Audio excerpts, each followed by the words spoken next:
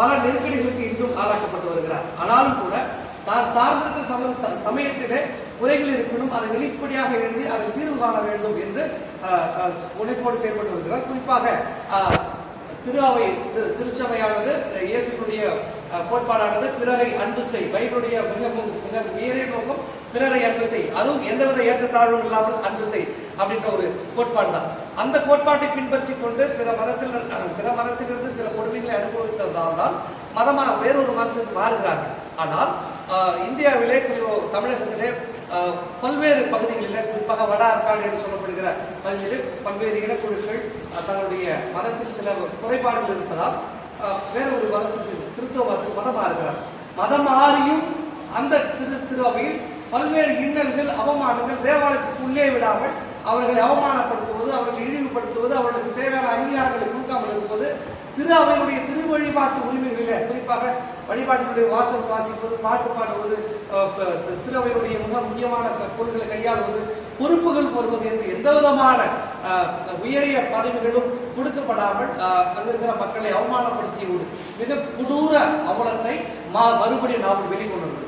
சரி, இந்த நாவல் வெளிக்கொண்டு என்ன நடந்துருச்சு அப்படின்னு நீங்க பார்த்தீங்கன்னா 150 ஆண்டு காலம் விழுப்புரம் மாவட்டம் எறையூர் அப்படின்ற ஒரு கிராமத்தில் இருக்கிற ஒரு தேவாலயத்துல மதமாறிய கிறிஸ்தவர்கள் 2 பேர் XY 2 பேருக்கு கிறிஸ்தவர்கள் தான். ஆனால் ஒரு குழு கிறிஸ்தவர்களை உள்ளே அனுமதிக்காமல் அவர்களை அவமானப்படுத்திக் கொண்டு 150 ஆண்டு காலம் அந்த ஆலயத்தினுடைய முகப்பு பகுதியில் அமர விடாமல் அவர்கள் எந்தவித வழிபாட்டு அனுமதிக்காமல் இப்படிப்பட்ட கொடுமைகளை செய்து வந்ததுனால் ஒரு கட்டத்திலே மார்க் அந்த பகுதியில் பயணம் செய்கிற பொழுது அவர் எழுதுகிறார், தீண்டாமை பேயை ஓட்டு இல்லையில் தேவாலயத்தை கூட்டு. இந்த வாசகம் மாவட்டம் முழுவதும் ஒரு அனலை பரப்பியது. அந்த அனல் தான் இன்று எந்த மக்களால் அவமானப்படுத்தப்பட்டு விரட்டடிக்கப்பட்டார்களோ அதே மக்கள் மார்க்கினுடைய இந்த வாசகத்துக்கு ஏற்ப அனைவரும் ஒன்றாக கூடி அந்த திருஅவை மையத்திலே இருந்து கொண்டு இயேசுவினுடைய நற்செய்தி உறக்க சொல்லுகிறார்கள். நீயும் நானும் சகோதரன், நீயும் நானும் என் தோழி, நீயும் நானும் பிறரை சார்ந்து பிறரை அன்பு செய்கிற அந்த மனப்பக்குவத்தில் கொண்டு வந்தார் அந்த மறுபடியும் நாம்.